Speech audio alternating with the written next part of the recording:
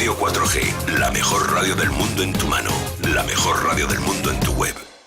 Cualquiera que le vea así, con su gorrita, vestido de persona normal, dice, ¿cómo puede ser que este tío así, que es como uno más de los que anda por la calle, le traduzca los libros a 40 idiomas distintos, pase por el mundo entero, venda, fíjate, La pirámide inmortal, el último? ¿Usted en cuántos sitios lo has presentado? Pues en muchos. El libro se publicó en 2014, ahora acaba de salir esta edición que te he traído, que es la edición de bolsillo. He debido estar como en 40 ciudades españolas presentándolo. ¡Qué barbaridad! Es que yo soy de los que creo que el papel del moderno escritor se parece mucho al del trovador medieval, aquel que iba de pueblo en pueblo con sus cartones en los que se narraba gráficamente una historia y la explicaba, ¿no? Bueno, pues ahora los escritores tenemos casi la obligación de ir de pueblo en pueblo presentando nuestros libros. Hablando de eso, de conjugar la modernidad, supongo que habrá un dato, lo tendrá en la cabeza, a lo mejor no. De cada 100 libros que vendes, ¿cuántos son en digital, cuántos en papel? Por curiosidad. Pues mira, hay datos sobre esta cuestión muy recientes, además. El mercado digital está en estos momentos sufriendo un encogimiento que nadie había predicho. Es decir, que si en el 2008-2009, más o menos, por ejemplo, te hablo de países que tienen un control serio, tipo Estados Unidos, casi un 25% del mercado era digital. Ahora mismo estamos en franca retirada, debe estar en torno al 12, 15... ¡Nada más! Y te voy a decir por qué. Se ha hecho un estudio psicológico a ese respecto porque no se entendía muy bien y es curiosísimo, José Antonio. Resulta que, y esto seguro que nuestros oyentes lo identificarán enseguida, tú te compras en 2008 un lector para leer tus libros o un iPad o lo que sea. El famoso de Amazon, que fue el primero que salió, Kindle, ¿no? El eso Kindle. Es. Y tú ahí te descargas tus libros, te los vas comprando y los vas leyendo. Cuando pasan 3 años o 4... el Kindle se te ha hecho viejo, la pantalla la tienes sucia, tienes una esquina rota o rayada porque se te ha caído al suelo 30 veces. Así que tú estás leyendo material nuevo en soporte viejo y psicológicamente el ser humano necesita estrenar. ¿Qué pasa? Que en ese sentido el libro de papel cumple, digamos, la necesidad de manera perfecta. Tú estrenas olor, porque el olor es muy especial. Estrenas olor nuevo, ¿no? Eso es, estrenas portada nueva, los diseños cambian, en fin, es otra cosa. Y eso quizás es lo que explique que ahora, por ejemplo, este año, en Estados Unidos, en los 5 primeros meses del año, haya bajado el número de ventas digitales un 10,4%. Que Waterstone... Esos datos que son generales se parecen a los tuyos como más o menos. Sí, se parecen bastante, aunque España es una anomalía también, hay que decirlo. Entre otras cosas por la piratería. Me punto ahí, seguir con el tema digital, que tengo un par de cosas, y el tema del libro en papel y un poco porque le decía yo a Javier cuando ha llegado que tenemos amigos comunes. Y digo, y todos hablan de ti maravillas. Yo no quiero ir ahora de cultureta, pero yo cuando conozco realmente tu dimensiones, porque un amigo me la cuenta, creo que fue en un viaje un día, y lo que haces y cómo eres, y el tío está enamorado de ti, es que no te lo puedo imaginar, José, lo que es este tío, no sé qué. Miguel Ángel Rodríguez, buenos días.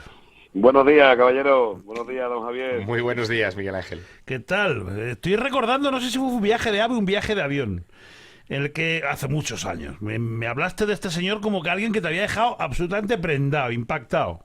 Totalmente. Yo lo conozco, lo has presentado tal y como es, al entrar, que parece una persona normal. Es más, creo incluso que lo es. Pero que tuvimos la suerte de compartir, creo que un par de temporadas en el programa de Canal Sur con Manu. Es verdad. Yo como compañero, fantástico compañero, pero después resulta que por respeto, yo había leído algún artículo que otro suyo, y por respeto me leí el primer libro. ¿Cuál te leíste primero? El segundo libro. El primer que me leí fue El Ángel Perdido. Sí. Pero ya después yo se lo dije a él que creo que en 3 meses creo que me leí 9. Y me dijo, y lo que él me dijo es, eso tampoco es bueno, ¿eh? No, está impresionado, más que te comenta el tío en plan coñazo los libros, te los va comentando y digo, Miguel, que no lo he leído todavía. Y y el tío era obsesión, te pegó un ataque realmente.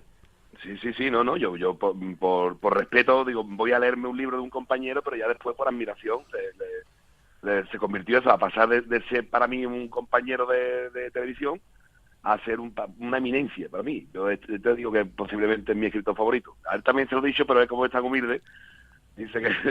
Bueno, me voy a sonrojar.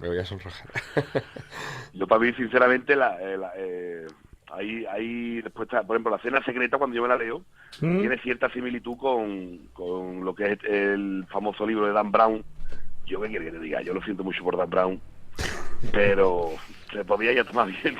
Hay un antes y un después, digo, visto desde fuera, Javier, hay un antes y un después en tu carrera de La Cena Secreta.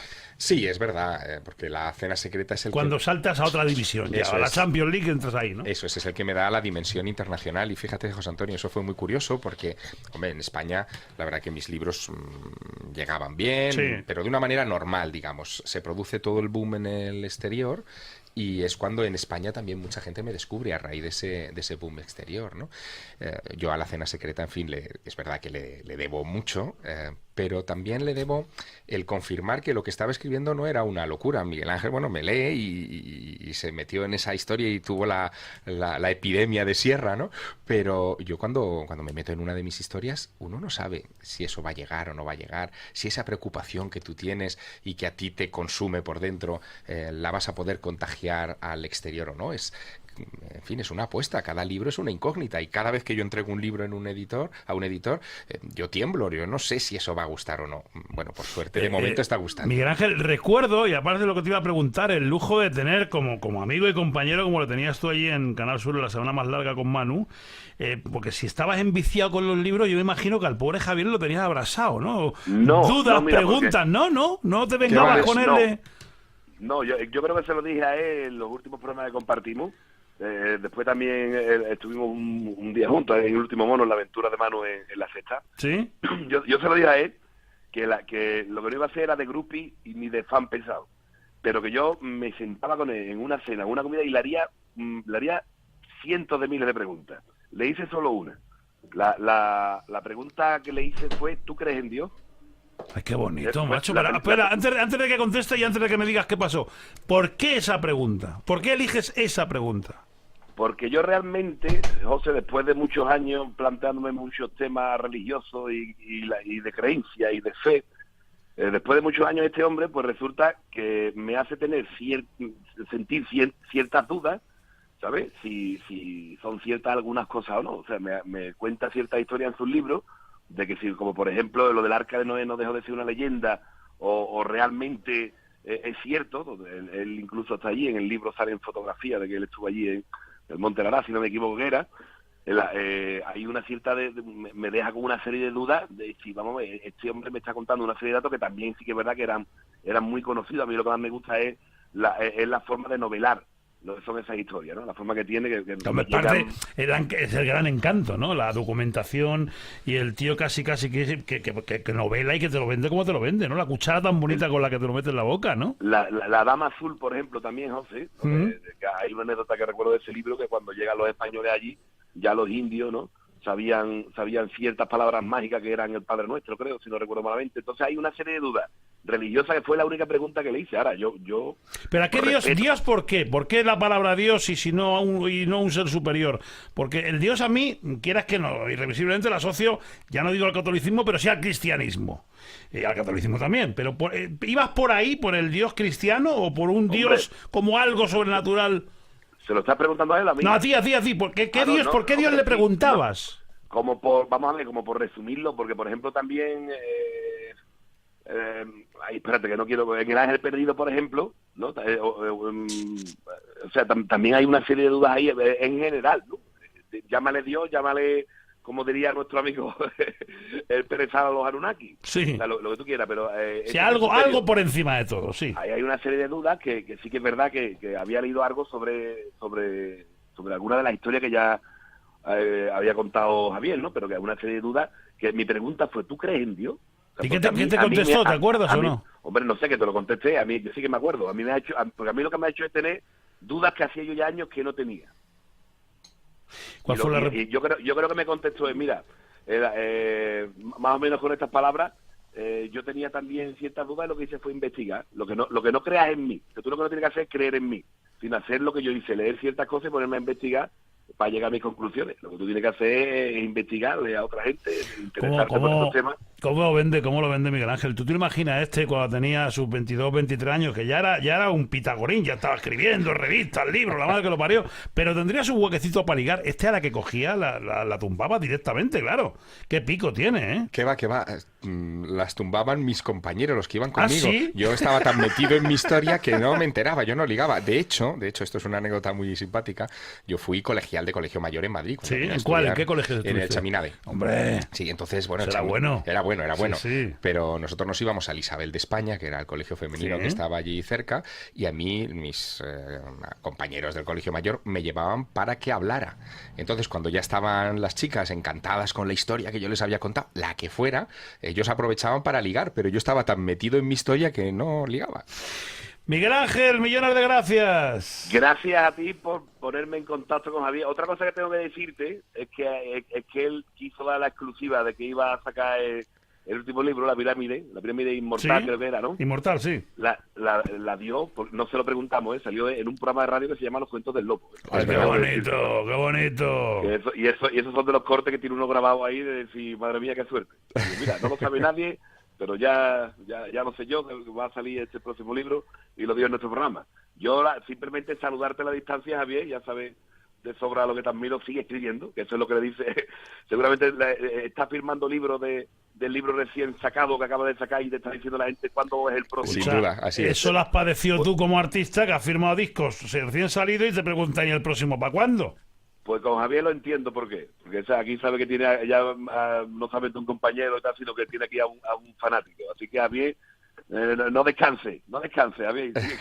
No lo haré. Un fuerte abrazo, Miguel Ángel. Hasta luego, Miguel Ángel.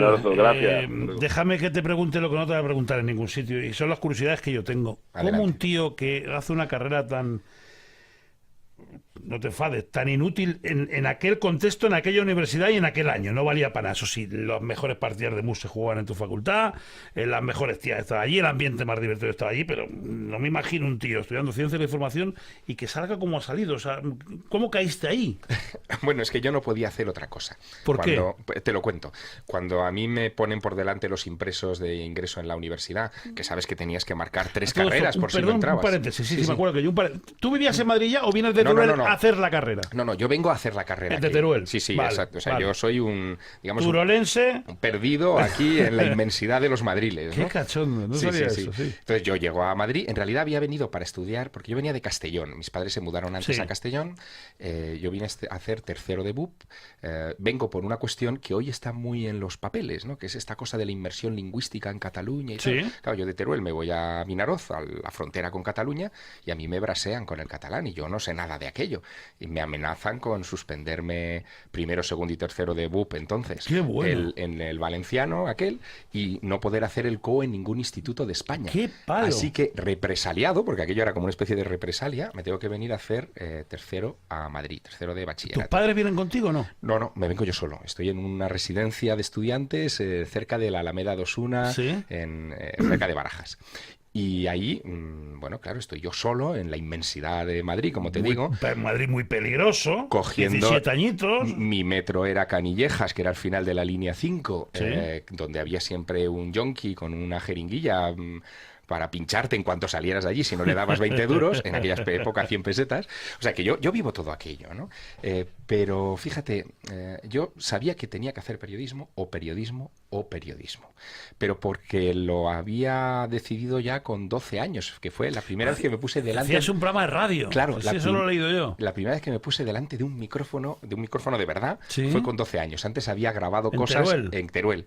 Antes había grabado cosas en mi radiocasete, ¿no? Que hacía mis programas en cinta. O sea que yo sabía que quería contar cosas. Ajá. Llego a Madrid y lo que hago es empezar a buscar las tertulias que entonces todavía se hacían, pues de gente que le gustaban los temas que a mí, ¿no? En aquella época todavía había tertulias en el Café Comercial de OVNIs, por ejemplo, y allí conocí a la mitad de los locos de la capital, ¿no? Empecé a hacer alguna colaboracioncita en algún programa de radio nocturno, me tuvieron que dejar... ¿En cuáles, por ejemplo? En Espacio en Blanco, en Radio Cadena Española. Entonces, a mí me tenían que dejar la llave de la residencia con 16, 17 años para volver a las 3 de la mañana al colegio, ¿no? A dormir. O sea que sí, lo mío fue, digamos que singular. Oye, y una curiosidad, todo ese mundo del exoterismo y de la ciencia y demás, antes ya lo tenías en la cabeza, te lo digo porque con 11, 12, 13 años, ¿de dónde mamabas viviendo en Teruel? ¿Qué escuchabas? No sé, recuerdo un programa, un tío que conocí que era, bueno, tenía unos oyentes hasta la calle para buscarle, Antonio José Alex. Hombre, Alex, yo a Alex no le conocí pues, en no aquella sé, época. entonces, un niño de dónde, ¿qué escuchabas? ¿Qué veías? Televisión no había mucha. No. Internet no existía. Entonces, ¿de dónde mamabas todo esto? Pues mira, claro, a mí me seduce Fernando Jiménez del Oso por ejemplo, eso en Televisión Española. Él tenía en la 2 un programa que se llamaba La Puerta del Misterio. Sí. Entonces era el UHF. Claro, es que aquí estamos estaba hablando la tele y el UHF. Y el UHF, pues en el UHF estaba Jiménez del Oso, ¿no? Luego también empecé a hacer cosas muy raras. Mira, mi madre, esto yo no lo suelo contar, ¿no? Pero mi madre trabajaba en Hacienda, en el Ministerio de Hacienda en Teruel. Y tenía que ir a trabajar los sábados por la tarde. Y claro, tenía un niño que no sabía qué hacer con él. Entonces se lo llevaba. Y yo muchas veces estaba con ella en el despacho allí, dibujando en una esquina. Y un día veo al fondo del despacho una caja misteriosa con luces raras que resultó ser una fotocopiadora que te hace, claro, imagínate el descubrimiento para un niño que no era de la era de Internet. Fíjate. Así que decidí hacer mi propia revista de ovnis y de misterios en esa fotocopiadora y hacía copias y copias, hacía 20 o 30 copias de aquello y luego se lo daba a mis amigos o empecé a mandarlo por correo a gente. Pues se lo mandaba... Escritas a máquina, obviamente. Sí, obviamente. Y con sus errores y su tipex. Se lo mandaba a JJ Benítez, porque había visto sus libros, evidentemente, y tenía alguno por casa. A Antonio Rivera, que era otro clásico en aquella época de estos temas. Y de repente aquella gente que eran, oye, las vacas sagradas, digamos, ¿no? Oye, me mandan pues un tarjetón. Sí. Qué bien, ¿no? Yo a Antonio Rivera recuerdo que le mandé una carta diciéndole, mire, soy un chico de 15 años... que de mayor le gustaría ser como usted. Qué bonito. Me gustaría escribir como usted, viajar como usted, en fin, hacer las cosas que usted hace. Y él me manda una carta que yo recibo el día de mi cumpleaños, el día que cumplo 15, ¿no? Se lo mandé con 14, pues con 15. Ese mismo día recibo la carta, que fue mi mejor regalo de cumpleaños, y me dice Rivera, dice, si quieres ser como yo, lo que tienes que hacer es, alucina, aprender inglés. Dice, porque en inglés está la mejor bibliografía de estas cuestiones. ¿Y te lo tomaste en serio? Oye, que me puse a estudiar inglés como un loco. En ese momento dijiste, vamos, en serio que esto lo necesito. Vamos, o sea, pero como un loco, ¿no? Y me sirvió, fíjate, aquel consejo de esa persona que... A esta gente la llegaste a conocer luego. Sin duda, sin duda. Y has mantenido relación con ellos. Sin duda, eso fue uno de los sueños también. Y dirás aquello de que el mundo es un pañuelo, ¿no? Hay muchas veces que la vida no sabes por dónde te va a llevar, ¿no? Sí, hombre, imagínate el día que yo conozco a Jiménez del Oso, ¿no? Es decir, que claro, te temblaban las piernas. Fue en una conferencia que él ya daba en Madrid en aquella época y ya me presenté y, bueno, algo debían ver en aquel no era chaval. demasiado oscuro. Yo lo he visto 2 veces en mi vida, pero no era demasiado oscuro. No, tenía a ver, no tenía ángel. O sea, fuera de la pantalla no tenía ángel. Sí, lo que pasa que, claro, nosotros tenemos la imagen Quizá de él, para ¿no? el profesional sí. Eso es, pero luego tenía un sentido del humor curiosísimo, ¿no? Él dibujaba, eso la gente no lo sabe, dibujaba viñetas, hacía chistes, ¿no? Tenía un sentido del humor muy curioso, pero es verdad que tenía también una personalidad muy impenetrable, ¿no? Tenías que ablandarle antes.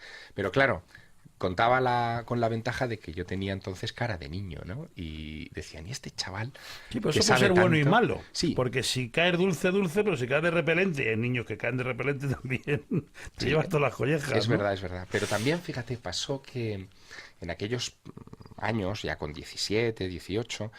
donde yo tenía que mentir sistemáticamente sobre mi edad. Yo no podía decir si iba a un programa de tele que era menor de edad. Tenías que decir, no, tengo 21, pero te ponías siempre corbata. O sea, ibas disfrazado, ¿no? Para parecer mayor. Pues en esa época yo también empecé a organizar congresos. Por ejemplo, en Castellón, en Vinaròs, donde yo pasaba ya los veranos solamente. Yo era amigo, pues claro, había hecho radio, pues era amigo del concejal de Cultura, en fin, de la gente que tenía allí las salas de conferencias y tal. Y durante algunos veranos organizaba congresos de estos temas y aprovechaba para invitar a toda aquella gente que yo quería conocer, ¿no? Claro. Claro, era una estrategia. Igual que, por ejemplo, cuando yo hacía radio... a mí no me pagaban un duro por hacer la radio, es decir, tú ibas porque querías hacer radio, porque ¿qué juguete hay más bonito que la radio? No hay ninguno, ¿no? Bueno, pues yo iba a hacer radio ¿Y en qué cobraba yo, entre comillas? Cobraba en poder, fíjate, estamos hablando de otra época, en poder hacer llamadas telefónicas a esa gente que yo admiraba para poderlas invitar al programa. Era la manera de hacer agenda. Exacto, hacer agenda. de hacer agenda, que al final es el alma del periodista. Entran por hacer la agenda, ¿no? Sí, señor. Sí, señor. Qué curioso, pero fíjate, desde la facultad. Yo no sé si tienes la sensación, yo no me puedo creer que te sirviera para mucho. No, no me sirvió para nada. Sí, pues para hacer agenda, pues harías sí. La universidad me parece un paso obligatorio y necesario. Bien, es verdad que hay algunas, concretamente esa, que me parece una pérdida de tiempo. Y me lo sigue pareciendo y sigue teniendo unos problemas terribles. El jueves voy a una, me parece, con decanos y rectores que les lo digo a los alumnos, digo, salir corriendo de aquí. Yo recomiendo lo mismo.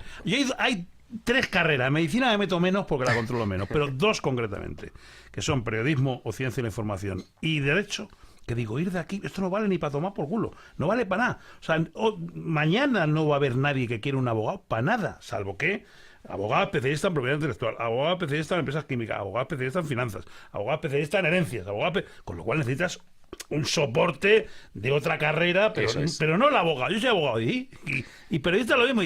Es que la gran pregunta que se tienen que hacer la gente joven, los chavales, antes de entrar en una carrera es, oye, ¿mi vocación cuál es? De verdad, y no... Es el eterno. Yo lo he hablado con mis hijos y lo hablo con mis padres. Pero, en este país tarda la gente. Hay tíos de 20 años no saben lo que quieren. Ya, 18, y eligen la carrera. Perdóname un segundo, hacemos una pausa un minuto y seguimos hablando de esto. 10:27. Continuamos con Javier Serra. Javier, a día de hoy sigues tocando tantísimos palos como hace años. Libros, revistas, colaboraciones varias, viajes, conferencias, las catas literarias que quiero que me cuentes ahora, que no sé exactamente lo que es, pero suena muy bien. ¿Sigues haciendo todo eso o ya no? Sí, sigo haciéndolo porque soy así de inquieto. A mí me gusta explorar. Yo creo que la vida hay que vivirla. Está bien que uno encuentre su nicho. Con la diferencia, los sitios que vas ya no exploras tú, sino te exploran a ti. Sí, es verdad, es verdad. Pero bueno, todavía, fíjate, yo sigo viajando todo lo que puedo. Sigo metiéndome en líos. Antes contaba Miguel Ángel lo de subirse al Monte Ararat. El Monte Ararat es una cumbre a 5.000 metros de altura que está en la frontera entre Armenia, Irán y Turquía, que no son 3 países que se lleven bien precisamente, y que es una zona militar, en fin, peligrosa. Pero yo quise ir. ¿Por qué? Porque... ¿Qué buscabas? ¿Lo del arca? Lo del arca de Noé, sí. Pero fíjate, buscaba lo del arca de Noé, te vas a reír, a raíz de una cosa que encontré en España. Y es que en el Centro Superior de Investigaciones Científicas, en una de sus instalaciones, tienen una gran colección de piedras, es una especie de gliptoteca, ¿no? Donde tienen, bueno, pues piedras de todas partes del mundo, y allí tienen una piedrecita pequeñita, como una especie de dado, un poquito más grande, oscuro, que la tienen etiquetada como fragmento del arca de Noé.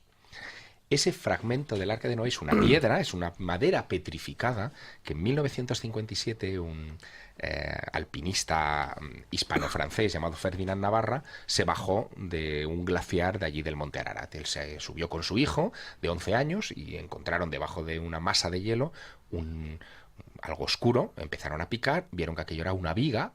Encontrarse una viga de madera a 4.800 metros es raro. La trocearon en lo que pudieron y se bajaron los fragmentos de madera. Cuando se analizaron aquí en Madrid y en Burdeos, vieron que era un fragmento de madera de roble. El roble no crece a 4.800 metros. No hay robles naturales allí. Tenía que ser algo artificial creado por el hombre. Joder, qué bueno. ¿Era el arca de Noé? Pues no lo sabemos. A lo mejor era un refugio. ¿Pero se pudo evaluar la antigüedad o no? Se pudo evaluar y la antigüedad es de 5.000 años. Es decir, que sí, podría... Sí, encaja con la leyenda de Noé, sí. Encaja, pero también podía ser cualquier otra cosa. Es decir, hay que ser serios. Es decir, uno puede construir una leyenda sobre eso, pero bueno, puede ser cualquier otra cosa. Pero que era una anomalía sin lugar a dudas. Y yo quería... Al raíz de haber tenido ese dado de madera de roble petrificada de 5.000 años en mi mano, yo quería ir a la fuente, quería ver ese glaciar. Y bueno, lié de alguna manera a César Pérez de Tudela, que tenía 70 años el año que subimos, y nos fuimos a escalar el arca, o sea, el Monte Ararat, ¿no? Fue una experiencia maravillosa.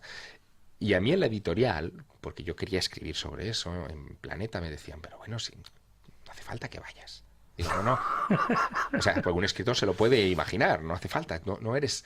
no eres el periodista, pero yo en el fondo sigo teniendo ese alma de periodista, ¿Sí? de periodista antiguo, de querer estar en el sitio, de querer verle la cara al tipo del que hablas, ¿no? Yo sigo siendo un poco así. Y yo quería eso, y entre otras cosas ahí reconfirmé mis votos, ¿no? Yo no escribo para vivir.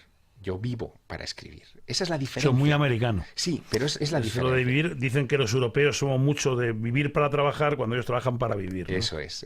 Hay que darle ese giro y decir, oye... ¿Apareció algo allí en el monte o no? No. Lo que pasó fue que llegamos a la cota de los 4.600 metros, ya estábamos frente al glaciar de Ferdinand Navarra, de este escalador, y oye, como en las películas de Indiana Jones, el día estaba despejado, muy bien, muy tranquilo, y como si hubiéramos alterado la ira, a alguien. Sí, provocado la ira de Yahvé, ¿no?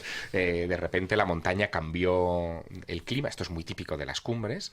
Nos vino una tormenta de estas que nos tuvo un buen rato agazapados tras unas rocas, y viendo que nos podíamos jugar la vida, porque quedarte aislado en esa época, nosotros fuimos en octubre, en esa época allá arriba, en fin, podía acabar con nosotros. Decidimos, contra la ventisca, ir descendiendo la montaña. Y qué cosas, como pasa también con la vida y con el éxito y con tantas historias, es mucho más duro bajar que subir. Mucho más duro bajar Siempre. que El subir. otro día yo fui con mi hija y, bueno, con mi hijo, los dos, ahora, uno de los montes más altos de Gredos, y que íbamos a ver que lo vieran, que no habían subido, y subimos con el coche. Ahí se sube bien, pues no es campo a través, o sea, son caminos hechos. Sí. Y bajando, que las pendientes, la misma, pues, obviamente, para bajar que para subir, pero subiendo más cómodo, y bajando, digo, yo voy infinitamente más concentrado bajando que subiendo, porque pasa siempre, ¿no? Pues eso ahora aplícalo a cuestiones como, por ejemplo, el éxito, ¿no? Que hablábamos antes. Que uno puede vender millones de ejemplares, pasa con muchísimos autores. Y luego con los años uno va descendiendo. Yo en la montaña aprendí que lo único que hace que te mantengas con felicidad es sostener tu temple, ¿no? No, da igual. O sea, lo importante es vivir, aprender de cada experiencia. Yo eso me lo aplico y me lo recuerdo cada día, y se lo digo a mis hijos también, ¿no? Que el camino de ascenso es muy bonito, pero hay que prepararse para el de descenso. Dime, ¿no? si en ese autoanálisis que tienes que estar haciendo muchas veces en tus viajes y demás, cuando te concentras contigo mismo, que es un ejercicio precioso, ¿alguna vez has dicho cuál es el punto de inflexión, si es que lo hay, que seguro que lo hay, en mi vida y en mi carrera, que determinó dónde estoy ahora? No lo sé si te lo has planteado alguna vez. Sí, me lo he planteado, pero nunca... Visto desde fuera, sí. Para los más neófitos, digo, la cena secreta es ese punto, pero a lo mejor No. el punto fue antes o el punto fue después. Fue mucho antes. De hecho, la cena secreta es una consecuencia. Tú llegas ahí porque has tomado una serie de decisiones con anterioridad. Pero yo te diría que ha habido varios puntos de inflexión, pero los fuertes, porque nunca es solo un punto, los fuertes se producen siempre, fíjate que te voy a decir, siempre en la infancia. Siempre. Es el momento en el que yo decidí no salir a jugar a fútbol un sábado por la mañana y quedarme en casa dibujando una revista. Y yo tenía 9 años. ¿Por qué de repente tomo esa decisión, ¿no? ¿Por qué de repente hago una revista? Porque en mi casa entró, no sé, un ejemplar de Cambio 16 y de repente digo, ostras, qué chulo es esto, ¿no? Ojeando una revista de mis padres y digo, yo quiero hacer un Cambio 16 para niños. ¿Por qué de repente tengo yo ese ímpetu y decido quedarme en casa en vez de salir a jugar con mis compañeros?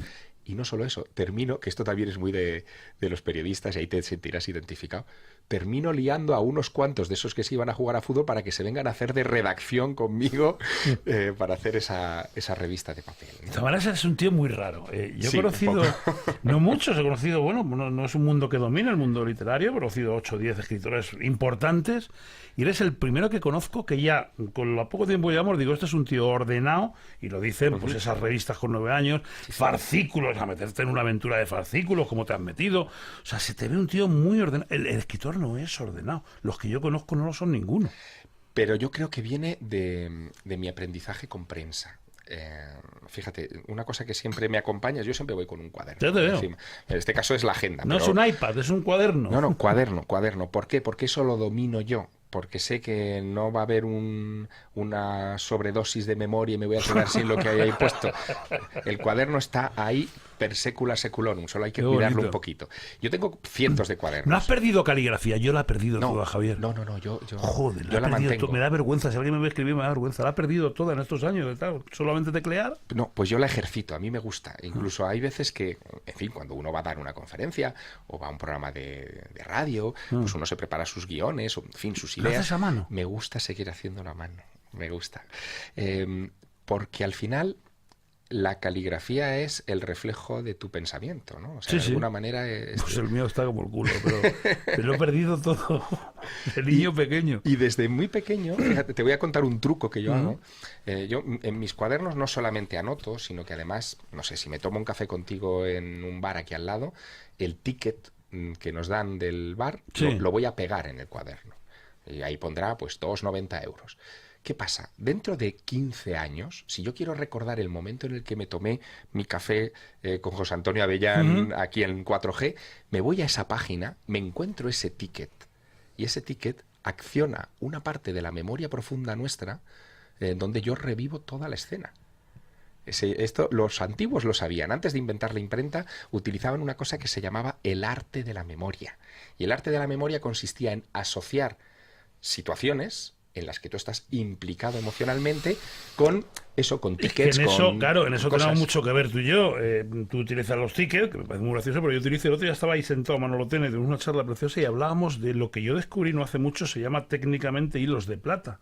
Dicen que es un resorte, por decirlo vagamente, entre el cerebro y nuestro cuerpo, en el cual solamente esos hilos los mueven canciones. Determinadas canciones, por supuesto para ti unas y para mí otras. Por supuesto. Pero cuando se mueve, te sitúa exactamente igual que hace 32 años en aquella playa con aquellas 3 personas o en aquella noche en una discoteca. O sea, y estás ahí. O sea, La otra cosa que te sitúa son los aromas.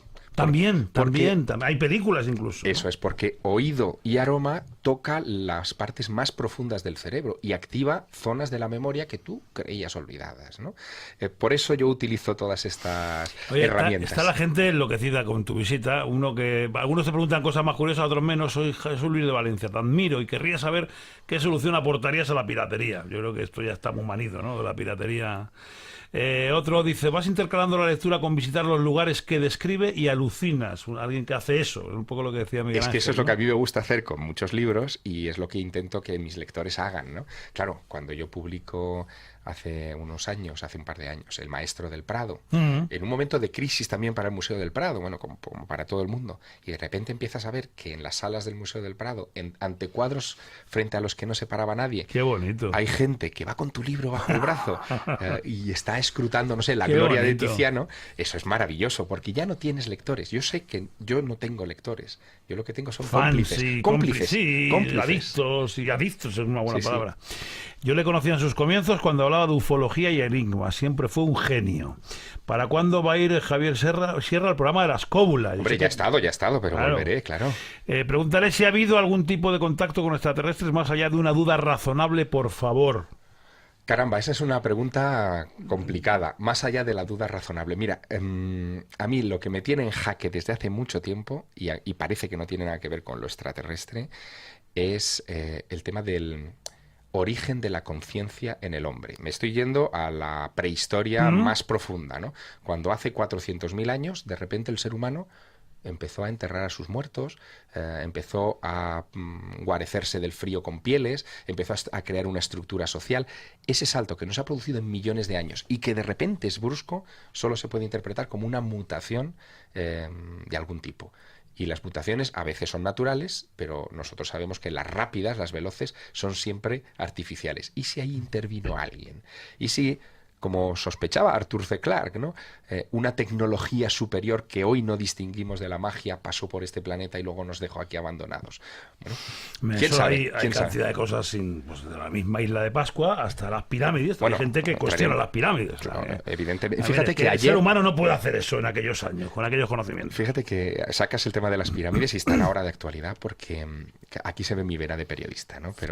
Pero hace 48 horas se daba una rueda de prensa en el Cairo, estaba el ministro de Antigüedades, Mahmoud El Danmati, en el Cairo, anunciando que este año a partir del mes que viene y durante todo el 2016 se ha puesto en marcha un proyecto para escanear con rayos cósmicos, con elementos de 3D, escáneres de 3D, etcétera, 4 de las grandes pirámides de Egipto. Quieren encontrar cámaras secretas, como parece que las han encontrado ya en la tumba de Tutankamón y que entrarán en cualquier momento. Y hay una revolución tecnológica aplicada a la investigación arqueológica que a mí me tiene como niño con zapatos nuevos. Es decir, yo estoy todos los días viendo noticias sobre esa cuestión y haciendo un seguimiento, ¿no? Seguro que sabes de lo que estoy hablando, porque ni yo lo sé. Yo he estado en Centroamérica ahora este verano, sí. y hablaban, además, se debe celebrar algo ahora de unas pirámides que hay entre Guatemala y México. Ajá, Tikal, en la zona de Tikal. Dice que hay alguna concretamente que, bueno, que si los de Egipto son las que son, esto es como una broma. Eso sí que es impensable que el ser humano pusiera la mano allí. Bueno, es que hay mucho... El ser humano como le conocemos. Sí, hay mucho por explorar. Nosotros, por ejemplo, en México está la pirámide de Cholula, es la pirámide más grande del mundo. Pero esa pirámide, que es una montaña artificial, tiene un pueblo encima, que está construido... En fin, porque construyeron ahí Cholula porque dijeron, mira qué colina más bonita, pero eso es una pirámide y está sin excavar, ¿no? Y debajo de la jungla hay cantidad de cosas que las conocemos ya o están más o menos geolocalizadas, ¿no? Pues gracias a los satélites y a la moderna tecnología, pero que tardaremos años en desenterrar y ahí va a haber muchas sorpresas, desde luego. Hola, José, el invitado, estoy alucinando con él. Luego pregúntale con Iker Jiménez, pregúntale por Iker Jiménez, y Cuarto Milenio, te oigo los domingos por la noche en Vela, eres estupendo, gracias. Buenos días, qué grande, don Javier Sierra, posiblemente uno de los 3 mejores escritores españoles del último siglo. Caramba. No el único que lo dice. Una conferencia tuya junto con Julio Marbizón sobre la túnica sagrada, hay un programa donde no te lo planteas.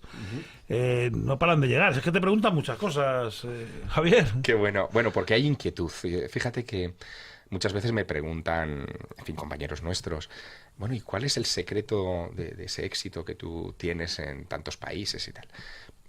Yo lo tengo clarísimo, o sea, no hay secreto. El secreto es que todas estas cuestiones que nos están enviando los oyentes... Le preocupan a millones de personas. Le preocupan a un señor en Corea, o a otro en Sudáfrica, o a otro en Venezuela, o a otro en Canadá. Da igual. Lo único que nos separa ahí es la barrera del idioma, pero la inquietud profunda está ahí. Por eso yo, cuando me pongo manos a la obra con un libro, sea de ficción o de no ficción, porque sigo escribiendo también no ficción, yo lo que trato es de responder algunas de las 3 grandes preguntas, ¿no? ¿Quiénes somos? ¿De dónde venimos? ¿Y a dónde vamos? Que siguen sin perder vigencia, porque seguimos sin respuesta para esas 3 preguntas. Qué bonito. Es que estaba pensando en una canción de hace años que decía precisamente eso, ¿no? ¿Dónde somos, dónde venimos, de dónde venimos y a dónde vamos? Dime una cosa, ¿qué son las catas literarias? Bueno, las catas literarias es una iniciativa que puso en marcha la cadena de hoteles Eurostars, muy curiosa. Ellos, en fin, tienen hoteles en toda Europa, pero decidieron que un hotel sin que pasen cosas dentro no es un buen hotel. Y esto es una idea. Antiguamente había mucha tertulia exacto, en los hoteles. Exacto, es una idea antigua, ¿no? Sí. Y lo que han hecho ha sido llamar a un bodeguero que regale su vino para una cata literaria, a un autor para que... Es que el nombre es precioso. Claro, para que vaya allí a contar una historia y in vino veritas, allí se hace una tertulia maravillosa. Claro, generalmente es con números clausus, en el sentido de que uno tiene que reservarse su plaza a través de internet, porque claro, no es para... ¿Cómo se abre? Explícame, tengo curiosidad por saber los primeros 5 minutos. ¿Cómo son? Tiene que haber mucho hielo ahí. Bueno, pero yo, fíjate, aprendí también en esa época de mi infancia que lo del hielo al final es una barrera mental que nos ponemos, ¿no? Cuando tú te enfrentas con gente que no conoces, lo primero que tienes que pensar es que son tan humanos como tú. Que puede estar tan asustado como tú. Exactamente, que son como tú. Entonces les saludas, buenas tardes, buenas noches, lo que sea. Tengo una historia que contaros. Ese tengo una historia que contaros se parece mucho a lo que tú le dirás a tus hijos cuando son pequeños de te voy a contar un cuento. Pues suena mejor lo de la historia, porque si tú le dices a los del hotel, te os voy a contar un cuento. Sí, pero mira, fíjate, el español, qué cosa, piénsalo, es el único idioma donde palabras como cuento o fantasma tienen una acepción peyorativa. Es verdad. En otros idiomas no. Es verdad. En otros idiomas de repente... De hecho, en inglés eres un storyteller, eres un contador de historias o de cuentos. Exactamente, pero somos tan puñeteros que le damos la vuelta a todo y cosas que son interesantes, que te hacen pensar, que son nobles, que crean un estado de conciencia, de repente, ¡pum!, los machacamos y decimos, no, esto de los fantasmas es una gilipollez, perdón. Sí. Y un fantasma es uno que va por ahí disfrazado de no sé qué. No, estamos hablando de otra cosa, ¿no? Me lo está diciendo la Atlántida en el Coto de Doñana. ¿Qué opinas? Y sobre todo esta. Dice, no se puede escapar sin contestar. ¿Crees en Dios? Mira, a esa pregunta te voy a contestar como contesto en conciencia. Yo quiero creer, que es distinto a creer. Es decir, yo busco la evidencia, la respuesta. A mí no me sirve la fe ciega, porque lo que crea la fe ciega son fanáticos. Lo que crea la fe que la buscas, en fin, el buscar respuestas, crea gente con sentido crítico. Yo busco una respuesta para Dios, pero para mí, ¿qué es Dios? Que esa sería la otra cuestión. Dios es el misterio. En estado puro, son sinónimos. La palabra misterio y la palabra Dios son sinónimos. No sabemos qué puñetas es Dios. No lo sabemos. A lo mejor Dios somos tú y yo, José Antonio, y nuestros oyentes. Somos una especie de macroorganismo del que formamos parte como células, que nos creemos el top de la evolución y que no lo somos. Y yo añado una pregunta. ¿Alguien puede pensar que estamos solos aquí? Esa es la pregunta del millón. Dice, pues lo poco avanzados que estamos, porque vamos muy despacito, ¿no? Con Claro. los años que llevamos aquí, con lo que es la Tierra cuando la ves ahora que te permite ver la tecnología, nada más que estamos nosotros. Lo que pasa es que nuestra especie es muy, permíteme el término, muy cateta. Es decir, nos fijamos en lo de nuestra barriada y tenemos ejemplos cotidianos permanentemente. Y cuando ya nos ponemos en plan cósmico, pensamos que la Tierra es lo único que puede albergar algo parecido a una inteligencia humana. Pero a medida que vamos lanzando estas navecitas que vamos enviando aquí y allá, a medida que vamos conociendo un poco más de la estructura del universo, nos damos cuenta que, punto 1, el agua, que pensábamos que es la esencia de la vida tal y como la conocemos, no es un fenómeno exclusivo de la Tierra. Es más, es connatural al universo. Hemos encontrado agua en la Luna, que pensábamos que era un lugar hecho de polvos de talco. No, hay agua en los polos de la Luna, que nos servirá para futuras misiones espaciales. Hemos encontrado agua líquida en Marte. Ahora sabemos que hay estaciones del año, que era lo que decían en el siglo XIX Schiaparelli y otros astrónomos que miraban a través de un tubo el planeta rojo y decían, oye, que ahí parece que hay bosques, o por lo menos hay una masa oscura que desaparece cada primavera. Bueno. Pues resulta que sí, que efectivamente hay agua líquida en Marte. Hay agua en meteoritos, hay agua flotando en el universo, en todas partes hay agua. De ahí al siguiente paso, que es encontrar microorganismos, y de ahí pensar que hay inteligencia, no hay nada. Y pronto nos daremos cuenta de que lo que somos unos pobres catetos en un barrio muy periférico de la galaxia y muy aislado. Yo eso lo tengo tan claro porque, claro, José Antonio, yo soy de Teruel. Y en Teruel hay... No te rías. Como el de Monster, dice, no voy a creer yo en el más allá. Claro, y en Teruel hay muchos pueblos aislados, muchos, con una carreterita pequeñita que en cuanto caen las primeras nieves no pueden salir ni entrar. Pues la Tierra es un pueblo de Teruel, aislado, sin comunicación, sin wifi, sin línea telefónica, sin nada, que piensa que es el centro de la galaxia. Un placer, maestro, me ha encantado y me encantaría repetir pues cada... Cuando tú quieras. 3 o 4 meses que te vengas y nos des otra lección. Qué alegría y qué placer conocerte. Cuando Javier, tú quieras. Un abrazo. Un abrazo. Radio 4G, la mejor radio del mundo en tu mano, la mejor radio del mundo en tu web.